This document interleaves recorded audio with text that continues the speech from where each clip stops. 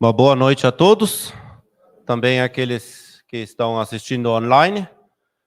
E acabamos de cantar um hino que fala do descanso no poder de Deus e, portanto, expressa de alguma maneira a nossa dependência de Deus. E dependência de Deus se expressa, entre outras coisas, em oração. E esse é o tema também, o primeiro tema de hoje, a reunião de oração, a oração coletiva. Nós nos ocupamos já com vários assuntos a respeito da Igreja de Deus.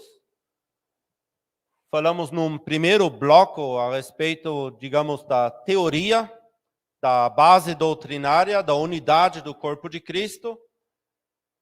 Falamos já de algumas reuniões, reunidos ao seu nome, que o nome do Senhor, a pessoa do Senhor é o centro das reuniões, o ponto de atração. Também aquele que dirige, que ordena, que regula, conforme a sua palavra. E estando reunidos assim, se realmente dermos a devida atenção a Ele, focados no Senhor, nós podemos testemunhar que vimos o Senhor numa reunião dessas. Ainda que Ele esteja invisível hoje. Vimos já a respeito da instituição da ceia, do significado da ceia do Senhor e da mesa do Senhor, como dois aspectos de uma mesma coisa, e que isso tem ligação com uma das reuniões, como ou no caráter de igreja, que é o partir do pão.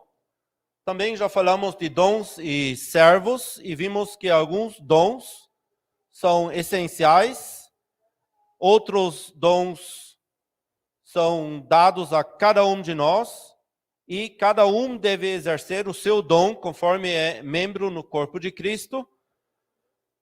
Dons que são exercidos durante a semana, em qualquer momento, e tem dons especiais também que têm o seu lugar para serem exercidos especialmente nas reuniões, e ali principalmente na reunião de ministério, ou de pregação da palavra, ou de edificação, como que a gente quiser chamar. E falta ainda falarmos um pouco da reunião de oração, também da posição da mulher, em vários âmbitos, e eu dei uma olhada nos meus slides. Se o tempo permitir, a gente até pode incluir o último bloquinho, guardar a unidade do Espírito ainda hoje, e assim terminar já de uma vez, e não deixar 2 semanas no meio de novo, mas isso depende um pouco do tempo. A reunião de oração, então, é o tema de hoje. Já mencionei as reuniões como igreja, ou em caráter de igreja, uma expressão tirada, inclusive, do capítulo 14 de 1 aos Coríntios. E essas reuniões temos já aludidos em Atos capítulo 2, 42, onde nós vemos que os primeiros cristãos, eles permaneceram ou perseveravam no partir do pão, nas orações, na edificação ou no ministério da palavra. Eles também perseveravam na comunhão, que é um elo que está no meio, não é apenas o elo que liga uma reunião a outra, uma atividade a outra, mas sim permeia todas elas e toda a vida da igreja, não apenas se restringindo às reuniões. Vimos a presença do Senhor Jesus no meio. E eu preciso voltar um pouco a esse versículo de Mateus 18, 19 a 20 de novo, quando falarmos então hoje da reunião de oração. Já quando examinamos aquele versículo 20, porque onde estiverem 2 ou 3 reunidos em meu nome, aí estou eu no meio deles. Vimos que esse versículo pode ser destrinchado em 7 partes, em 7 pontos essenciais, com o Senhor Jesus, de fato, no centro. E por que eu estou voltando a esse versículo agora, falando da reunião de oração? Porque justamente naquele capítulo 18, no desenrolar dos pensamentos que o Senhor Jesus mostra, ele fala de um caso que precisava de uma certa forma de disciplina, que ainda não era a disciplina da igreja, mas logo em seguida ele fala da oração, no versículo 19. Também vos digo que se 2 de vós concordarem na terra acerca de qualquer coisa que pedirem, isso lhes será feito por meu Pai que está nos céus. Então ali o Senhor Jesus, pouco antes, introduziu o termo igreja, e agora ele fala 2 de vós que concordam na terra sobre alguma coisa. E, então, pedirem isso. E esse pedir, obviamente, só pode ser por meio da oração. E o versículo 20, que começa com esse porquê, com essa motivação, com essa razão divina, esse versículo é justamente a comprovação ou o motivo, a razão por que essa oração dos 2 de entre vós é ouvida e atendida pelo Pai que está nos céus. Por quê? Porque Ele está no meio. Quando está cumprida essa condição que esses 2 ou 3 estão reunidos em meu nome.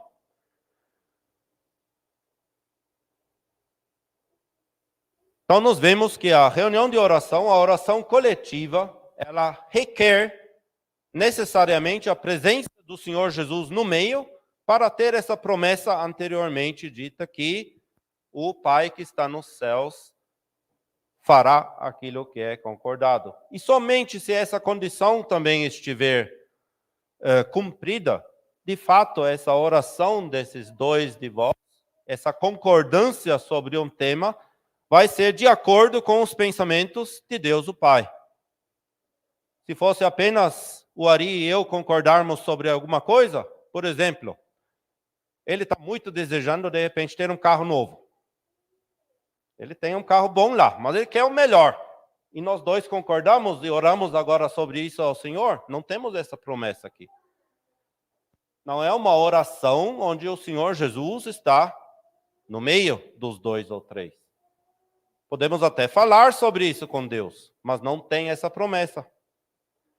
Então é importante vermos a interligação desses versículos, porque o versículo 20 a gente conhece muito bem, é muitas vezes lido, ouvido, mas que está justamente nesse contexto da oração coletiva, às vezes nós esquecemos. A oração, um privilégio. A oração, falar com Deus, é um privilégio tanto pessoal e também coletiva. Embora o cachorro não esteja orando, Ismael, mas a criança aqui poderia ser você. E criança pode orar, viu? Estou vendo mais crianças aqui. Lolo também pode orar. É uma coisa que a gente pode fazer todos os dias. Falar com Deus, falar com o Senhor Jesus. Falar tudo para Ele. Mas também é um privilégio coletivo. E temos também exemplos disso na palavra de Deus, de falarmos coletivamente com o Senhor e com Deus o Pai.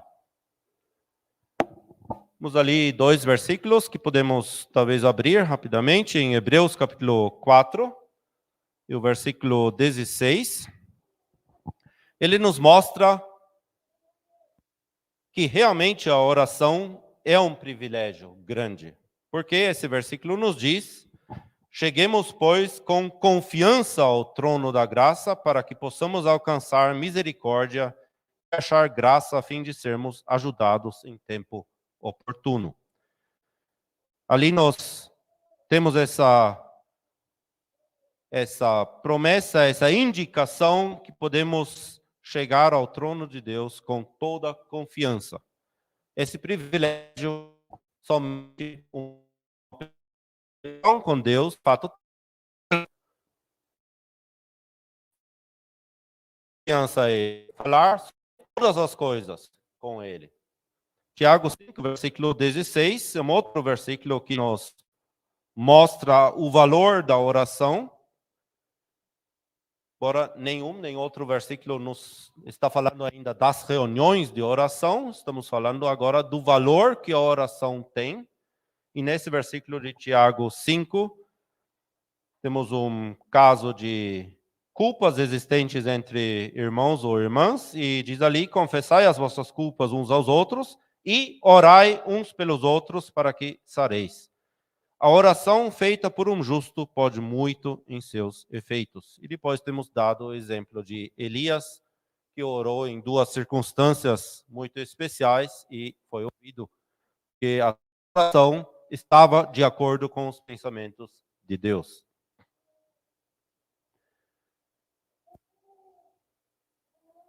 Vemos, portanto, que a oração tem um valor imenso.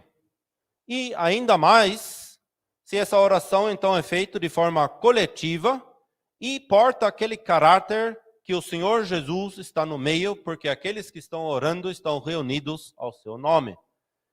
E assim podemos dizer que o caráter de uma reunião de oração, e com caráter eu me refiro ao conteúdo das orações, como ela se desenvolve, e também a valorização dela por parte dos salvos, dos crentes. Isso, inclusive, implica também na frequência, na assistência, na quantidade das pessoas disponíveis, presentes ali. E, novamente, abrindo parênteses, não estou falando daqueles que têm um motivo válido diante de Deus para não estarem. Que como aqui, por exemplo, em Diadema, temos a reunião de oração às quintas-feiras, num horário que nem todos têm a oportunidade de estar. Mas se eu tenho a oportunidade de estar e não estou, por um motivo fútil, aí podemos dizer que isso é um indicador, um bom indicador, inclusive, da condição espiritual de um testemunho local como um todo. A condição espiritual de um testemunho local, ela não se mostra necessariamente numa pregação eloquente, bem elaborada no ministério aos domingos. Porque se a gente quiser fazer isso, temos até capacidade de enganar os irmãos. Eu me preparo muito bem durante a semana com um certo tema e vai sair uma pregação maravilhosa. Só que isso não é uma indicação que o estado geral da congregação, dos reunidos, da testemunho local, de fato, é um estado espiritual bom e positivo diante de Deus. Agora, na oração, também podemos tentar enganar, mas ali falamos diretamente com Deus. E aí seria muito ruim eu tentar enganar a Deus, embora os outros estejam ouvindo, mas com quem eu estou falando não é com meus irmãos que estão sentados ou ajoelhados ali, mas sim com o Senhor, com o próprio Deus. E Ele quer ouvir de nossa boca o que de fato nós temos nos nossos corações de forma coletiva.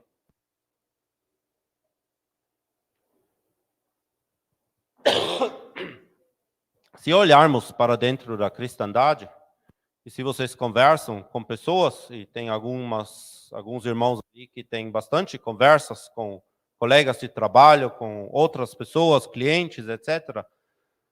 Se vocês vão cutucar um pouquinho para ver reunião de oração, isso é praticado na cristandade, vocês vão perceber que sim, é praticado, mas muito pouco. Ou de formas bastante restritas. Eu soube de um lugar, que eu conversei com um irmão, e ali reúnem centenas de pessoas. E não é um lugar que não se dá valor para a palavra de Deus. Se dá valor, sim. Só que sabem que tem uma reunião de oração onde vem só umas 20, 30 pessoas que se unem à parte. Tem um outro lugar que o meu irmão me contou, que ele vai lá, todos os domingos, o salão está cheio. Durante a semana tem 1 a 3 pessoas na reunião de oração. Então é um privilégio muito mal valorizado. E nós fazemos parte desta cristandade. Será que nós valorizamos a oração coletiva? Por que há tão pouco a oração coletiva? Talvez porque em alguns lugares, de fato, há uma mistura de poucos crentes com muitos incrédulos. E aí é óbvio que você não consegue falar com Deus de forma adequada. Lá na Alemanha, conheço uma comunidade luterana, bem perto da nossa antiga casa.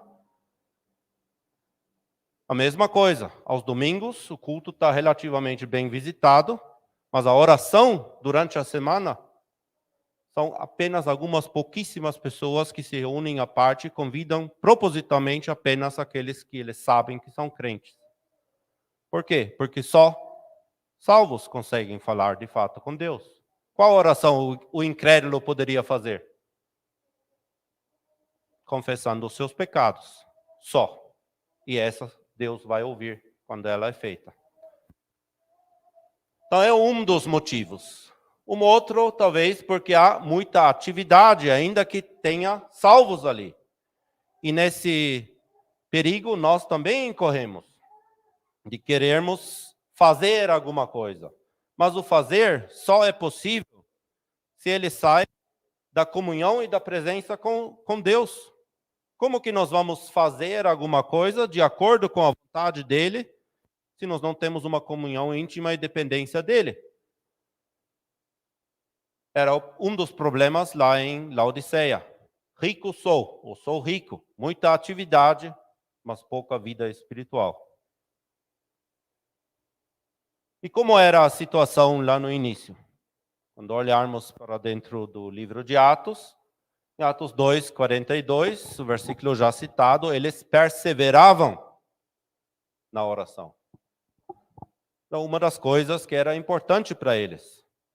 Não era mais importante ou menos importante do que a palavra de Deus, do que a comunhão ou do que o partir do pão. Mas perseveravam em todas essas coisas. Davam valor para isso. E nós vemos isso no livro de Atos em vários exemplos, em vários momentos, até mesmo já antes da existência da igreja. Quando aqueles 120 ou até mais estavam reunidos naquele cenáculo, o que a palavra destaca era que eles estavam ali para a oração. Unânimes em oração. E a pergunta fica, e nós hoje? Nós estamos também perseverando na oração ou estamos evidenciando o espírito de Laodiceia? É um perigo que incorremos. Não estou dizendo com isso agora que a atividade não vale nada e não deve ser feita. Mas ela deve ser feita a partir do ponto de partida correto. Quando ela sai da comunhão, da dependência com o Senhor e com Deus, a atividade para ele é ótima. Até mesmo Efésios 2 nos diz que ele vai colocar as boas obras no caminho que devem ser feitas. E aí um pequeno excurso para uma oração que a Bíblia nos mostra que na cristandade é muito difundida. O tal de Pai Nosso.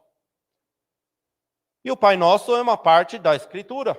Tem na Bíblia. Então é bíblico. Sim, é bíblico. Mas depende como que você aplica isso agora. Será que é uma oração para ser repetida hoje? Assim como um mantra ou qualquer coisa? E as pessoas fazem isso. Quanto mais Pai Nosso, melhor. Pecou tanto, então reze não sei quantos Pai Nosso. E mais algumas coisas. Mas será que é isso que o Senhor Jesus queria quando ele instituía essa oração? Poderíamos fazer uma reunião à parte sobre o Pai Nosso, mas vou mencionar apenas alguns pontos. O Pai Nosso é uma oração perfeita e boa. Ela vem do próprio Senhor Jesus. Como que ela poderia ter algum defeito? Não tem. Contudo, a nossa oração, a tua e a minha, deve estar também de acordo com a revelação que nós recebemos a respeito de Deus, a respeito do Senhor Jesus, que nós como oradores temos. Traduzindo, lá no início, na primeira reunião, no primeiro bloco, falamos das dispensações. Deus se revelou em cada época de uma maneira diferente, de uma maneira progressiva. Então não compete, não é interessante orarmos hoje, por exemplo, da mesma maneira, de igual modo, como um judeu orava, ou como Adão se dirigia a Deus. Nós temos uma revelação muito superior a respeito da pessoa de Deus, a pessoa do Senhor Jesus, que eles nem conheciam dessa maneira, e a nossa oração deve ser de acordo com essa revelação. E o Pai Nosso ainda é antes da época da graça, antes da época da igreja. A revelação de Deus ainda não estava como ela está hoje. O que é evidenciado, por exemplo, com essa expressão Pai que está nos céus. O próprio Senhor Jesus usou isso em Mateus 18, versículo 19 também. O Pai que está nos céus vai fazer aquilo que os dois lá estão concordando. É uma revelação do Pai já, que não existia dessa maneira poucos anos antes. O Senhor Jesus, na pessoa dele, já estava revelando a pessoa do Pai aos seus discípulos, que representavam ainda o remanescente judaico no futuro. Contudo, a expressão, ela dá uma certa distância ainda entre Deus e nós. Ela vê Deus nos céus. É uma verdade. Sim, Ele está nos céus, também hoje. Mas se eu conheço Ele apenas como o Pai que está nos céus, como Deus que está nos céus, eu não passo muito do conhecimento que Daniel tinha centenas de anos antes. Que ele já conhecia o Deus dos céus. Nós o conhecemos ainda mais profundo. Portanto, não é uma expressão que devemos evitar, mas se nós nos limitarmos em nossas orações extensivamente a essa expressão, no fundo nós estamos demonstrando que nos falta um pouco de proximidade justamente com esse Pai que está nos céus. Que poderíamos estar mais perto. Por quê? Naquele momento, os discípulos de fato estavam na terra e o Pai no céu. A princípio, parece ser a mesma coisa de hoje, mas não é bem assim. Porque hoje já estamos, segundo Efésios, assentados nos lugares celestiais em Cristo. Estamos tão perto desse Pai quanto Cristo está. Então, esse distanciamento, ainda que fisicamente verdadeiro, espiritualmente não é verdadeiro. Eu estou mais perto de Deus do que os discípulos naquele momento. Então, é um exemplo. A oração do Pai Nosso também era uma oração individual. O Senhor Jesus não ensinou essa oração aos seus discípulos para ser feito coletivamente numa reunião de igreja. Mas ele diz explicitamente, vai no teu quarto, fecha a porta e ali você ora. E fala com teu Pai que está nos céus, justamente. Mas essa oração, ela tem um valor também para nós hoje. Contudo, não para ser repetido literalmente. Tem um valor moral. Ela nos ensina que a honra, em primeiro lugar, deve ser para Deus e seu nome. No pedido, santificado seja o teu nome. Os primeiros pedidos da oração do Pai Nosso colocam Deus em primeiro plano. Reconhece também o governo de Deus e a autoridade de Deus. Isso é algo que nós também devemos reconhecer.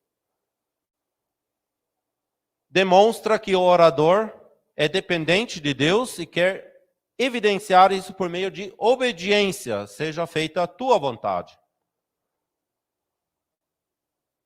Demonstra dependência. Pelo pedido, o pão nosso de cada dia nos dá hoje. Quando pedimos isso de Deus, isso expressa dependência diária, que não se limita ao pão. Também lembra de restabelecimento quando alguém caiu diante de Deus. Perdoa-nos as nossas dívidas. Não é um pedido que devemos fazer constantemente numa reunião de oração, por exemplo. Porque os teus e os meus e os teus pecados já foram perdoados. E se eu pequei hoje, eu devo regularizar isso entre mim e Deus. Mas não é um pedido que dessa maneira deve se repetir cada uma reação. Isso mostra, no fundo, que nós não entendemos bem o que é o perdão dos pecados que recebemos uma vez. Nos ensina moralmente que o restabelecimento de uma pessoa ou de pessoas diante de Deus é algo importante. Também podemos pedir proteção. Assim como lá tem aquele pedido e não nos induzas à tentação ou à provação, o Senhor Jesus mostrou isso de uma maneira literal ali aos discípulos, mas é mais abrangente de novo. Podemos pedir por proteção em todas as circunstâncias. Não apenas as físicas que nos rodeiam, mas principalmente nas circunstâncias espirituais. Porque a tentação, ela é infligida por Satanás e os seus anjos. E esses nos rodeiam de igual maneira. Então, essa ordem moral, Deus em primeiro plano, depois, no que atinge a nós, é uma ordem moral para ser observada também por nós. Ali vocês colocam uma. Então nós devemos Observar também essa ordem moral. Às vezes, primeiro em si, depois em Deus. Primeiro Deus, primeiro Ele, depois tu, depois eu. Inclusive assim funciona a conjugação no hebraico. Não é eu, ele, mas eu. Ao contrário. E agora, então, aprendemos lá, deve ser em nome do Senhor Jesus. Quando os dois ou dois de vós concordam em alguma coisa, em meu nome, aí o Pai o fará. Em João capítulo 16,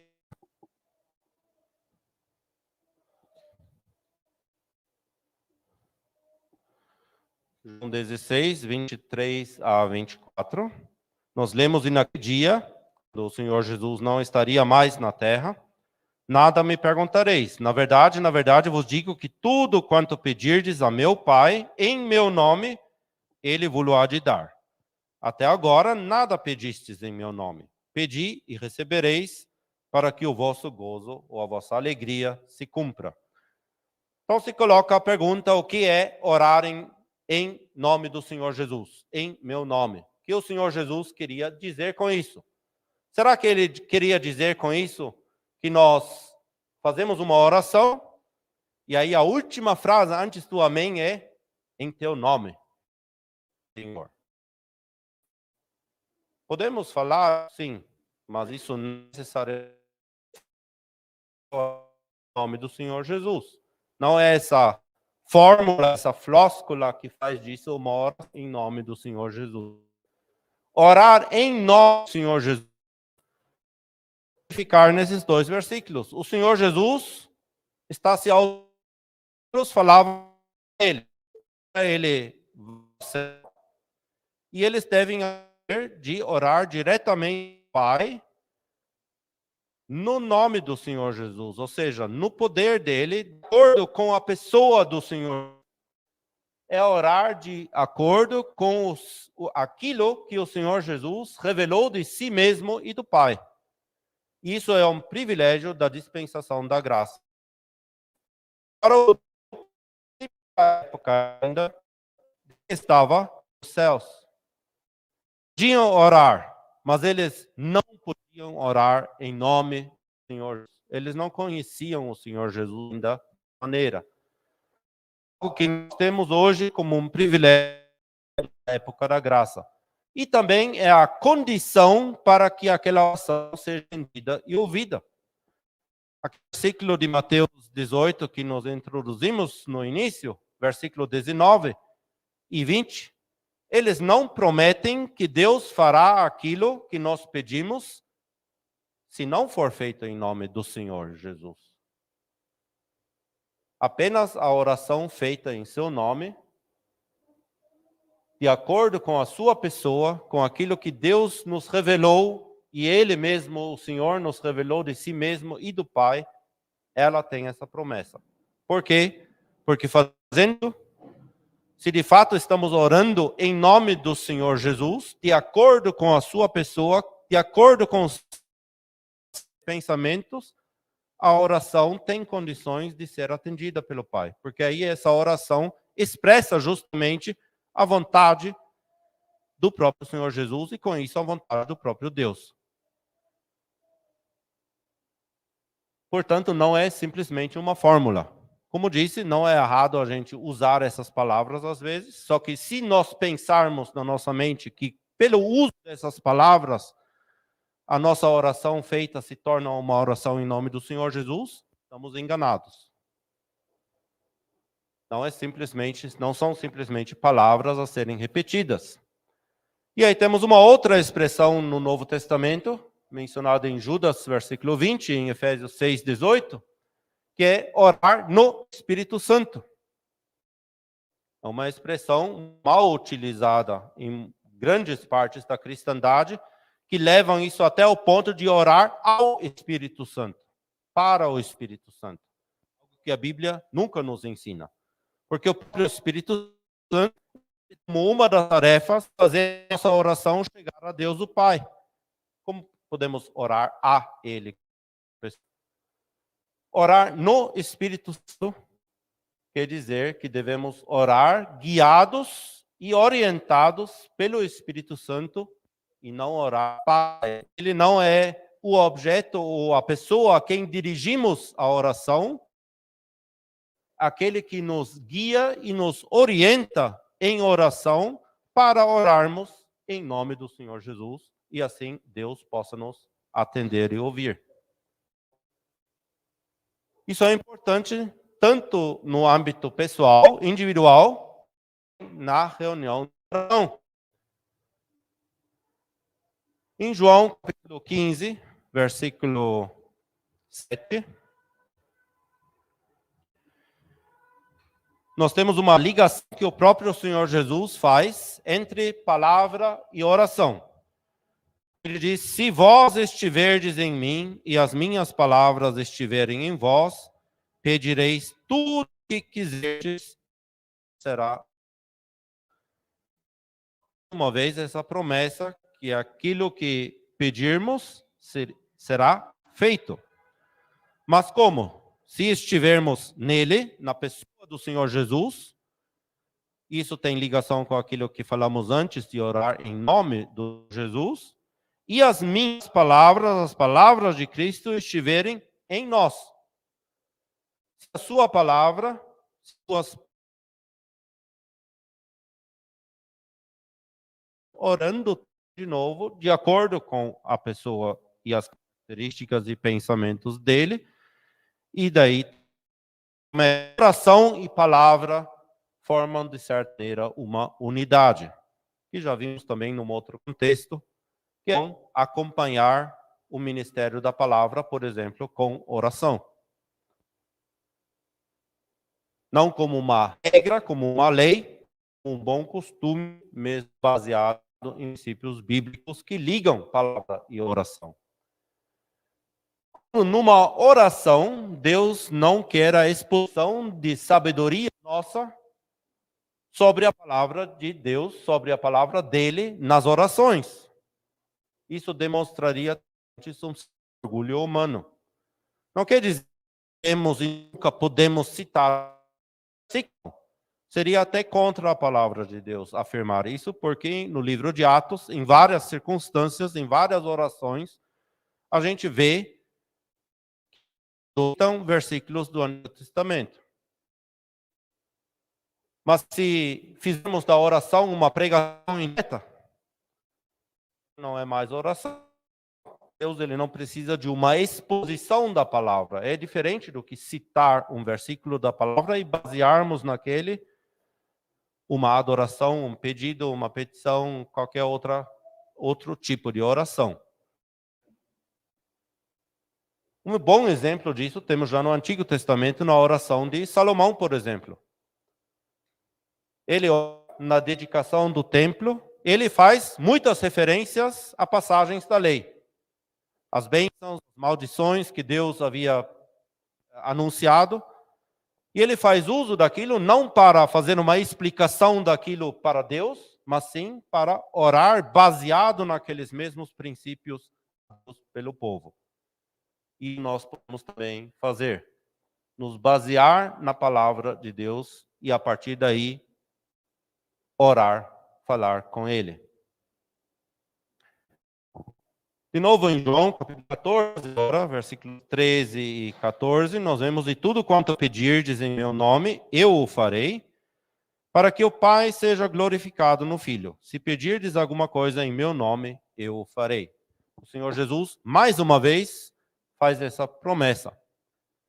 Assim podemos orar também no contexto desses versículos anteriores também, onde ele fala das obras, pelo serviço para o Senhor. É um dos temas que podem fazer parte da oração.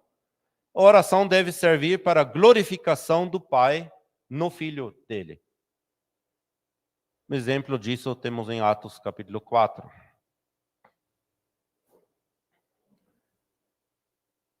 O anúncio da palavra e proteção são outros temas que podem fazer parte de nossas orações coletivas. Devemos também orar, segundo Efésios capítulo 6, por todos os santos e pelos servos do Senhor. O próprio apóstolo Paulo ali pede aos Efésios que seja orado por ele, para que ele tivesse liberdade de abrir a boca dele e pregar o evangelho, falar aos crentes, ensinar os outros. Os servos do Senhor, todos nós somos servos, mas aqui se fala em especial daqueles que levam a palavra de Deus de alguma maneira, eles precisam da oração dos santos. E aí podemos, nessa lista de poucos temas, tem muitos mais que podem ser mencionados e que vemos dentro da palavra de Deus, podemos fazer uma autoanálise, como são as nossas orações, por exemplo, nas quintas-feiras. Lembramos dessas coisas? Todos os santos, os servos do Senhor, o anúncio da palavra, a glorificação do Pai, do Filho, todos os homens, as autoridades.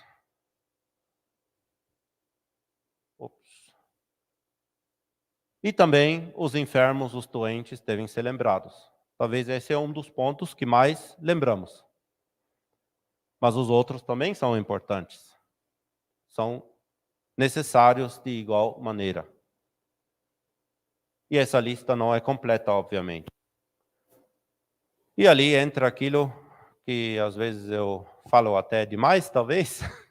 As orações, se olharmos e analisarmos na Bíblia, aquela lá de Salomão, talvez seja a mais comprida que tem.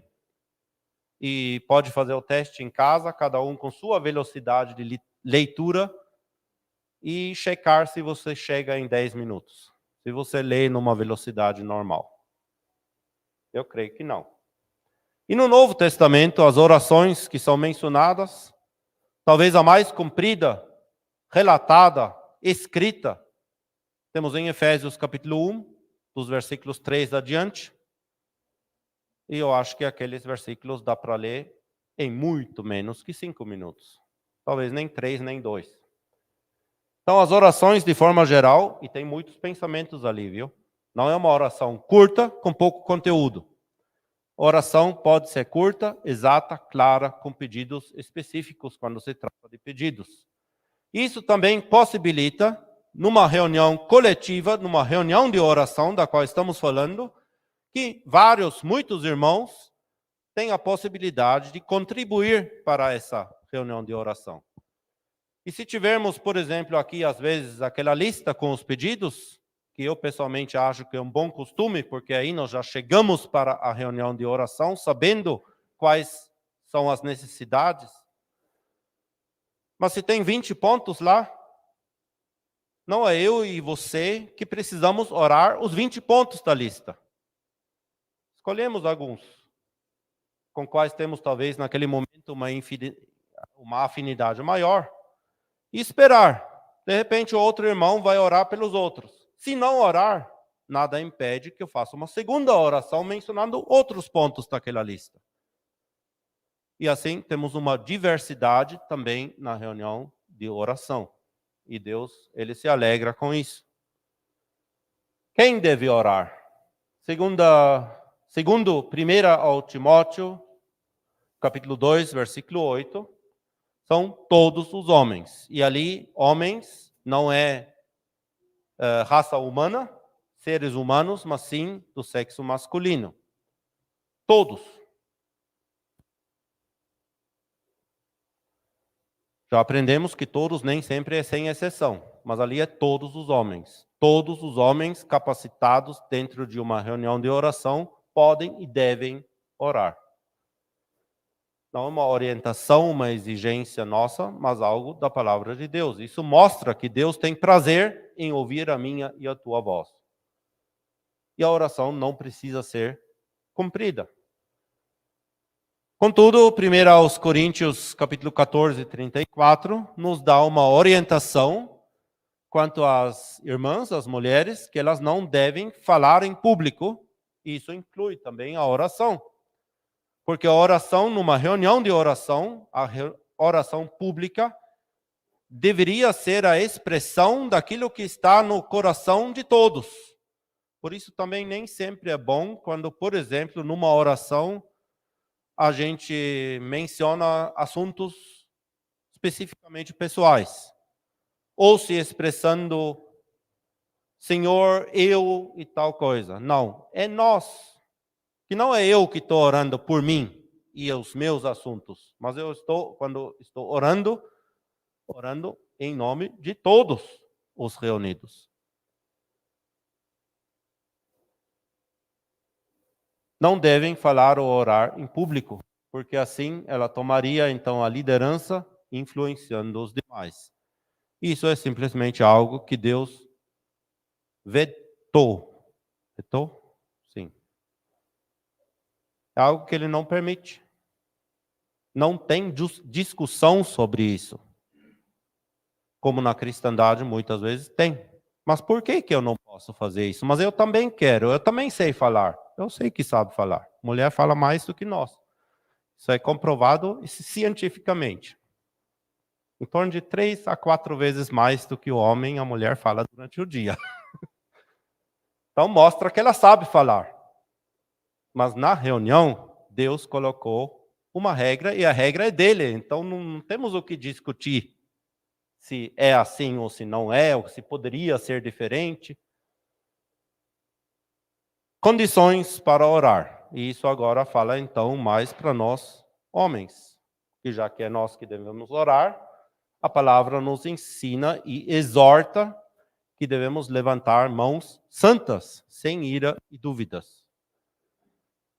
E aí devemos nos perguntar também se isso sempre é assim. Mãos santas, uma expressão que nos mostra que temos, de fato, separação e dedicação para Deus, sem ira, nem requer explicação. E dúvidas é um outro tema. Eu, às vezes, coloco alguma coisa diante de Deus ou diante do Senhor. Eu gostaria que isso fosse ouvido, mas já de antemão eu fico duvidando o que ele vai fazer. Isso mostra que não tenho confiança no Senhor naquele momento. Se eu estivesse orando em nome do Senhor Jesus, e as palavras dele estivessem em mim, para aquele pedido específico, será que eu teria dúvidas? Eu estaria de acordo com os pensamentos dele. Então isso nos mostra como essas coisas são difíceis e sérias ao mesmo tempo. Mas ainda assim, Deus quer ouvir você. E a mim também. E por fim, uma coisa ainda sobre a importância da palavra amém. Isso aqui é amém em hebraico, só para ilustrar. Amém. Se outro irmão estivesse aqui, em árabe é quase a mesma coisa. Seria amém. E significa a mesma coisa também. Amém, em português, ou amém, traduzimos muitas vezes por assim seja, como uma afirmação daquilo que foi falado. Mas não é apenas isso, não é apenas dizendo que seja assim. Essa palavra, literalmente, ela significa muito mais do que isso. Ela tem ligação com firmar-se ou ancorar-se. Ou seja, se uma oração é proferida e eu falo o meu amém, eu estou dizendo essas palavras, aquilo que foi dito ali, realmente tem âncora, está firme na palavra de Deus, firme na pessoa do Senhor Jesus, eu assino completamente embaixo. Faz daquela oração proferida as minhas próprias palavras. Vocês e eu estamos dizendo amém depois de uma oração de uma outra pessoa para dizer, eu poderia ter dito exatamente essas mesmas palavras, eu concordo com elas. E na língua hebraica, essa palavra amém, ela tem ligação com verbos e outras palavras que significam de ser firme, estar firme, resistente, constante em alguma coisa. Amém também sublinha a constância da oração. Podemos repetir diversas vezes os mesmos assuntos. Deus não se cansa de ouvir isso.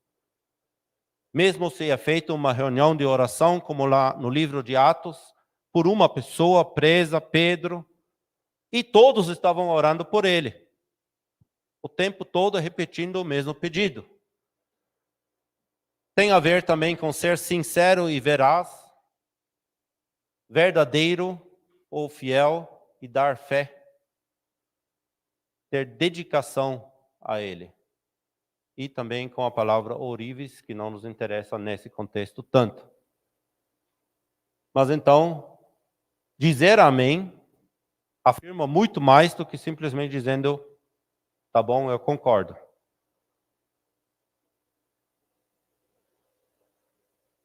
E a Bíblia nos mostra em vários lugares que é uma coisa que deve ser, uma palavra que também pode e deve ser repetida e pronunciada em voz alta por todos. Aparece pela primeira vez em Deuteronômio, capítulo 27. No Antigo Testamento, a palavra amém aparece mais ou menos umas 30 vezes. Se não me engano, pode ser um pouquinho mais, mas não muito mais que isso. Deuteronômio 27, versículos 14 a 26, nós temos pela primeira vez essa palavra mencionada. No versículo 15, onde os levitas estavam testificando a todo o povo em alta voz, dirão, maldito o homem que fizer imagem de escultura ou de fundição, abominação ao Senhor, obra da mão do artífice, a puserem em um lugar escondido, e todo o povo respondendo dirá, amém.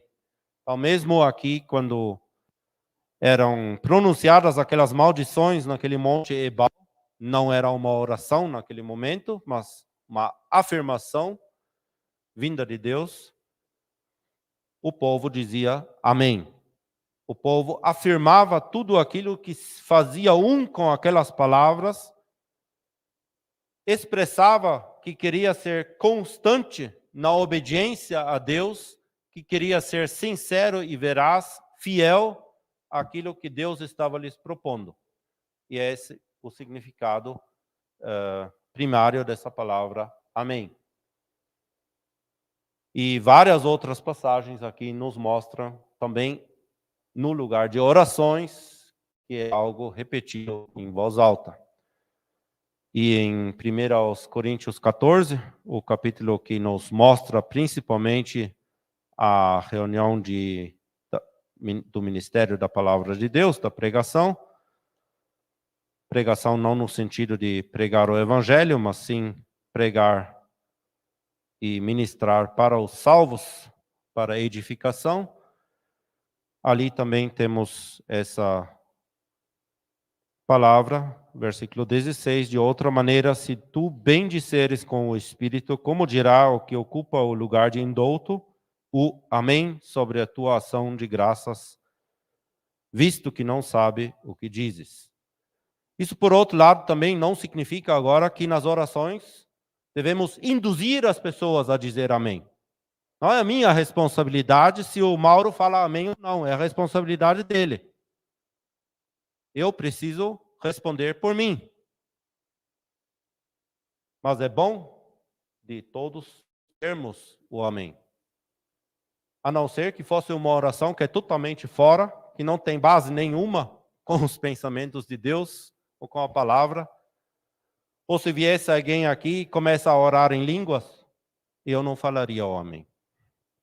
Mas são coisas, circunstâncias muito diferentes do que uma reunião normal de oração que ocorre conforme a palavra de Deus nos ensina.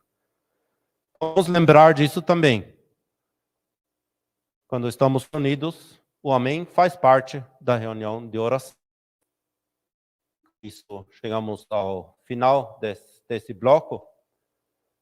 Podemos fazer uma pequena pausa, então, e depois seguirmos com o tema, a posição da mulher. Se sobrar tempo, a gente entra ainda no tema da unidade do Espírito.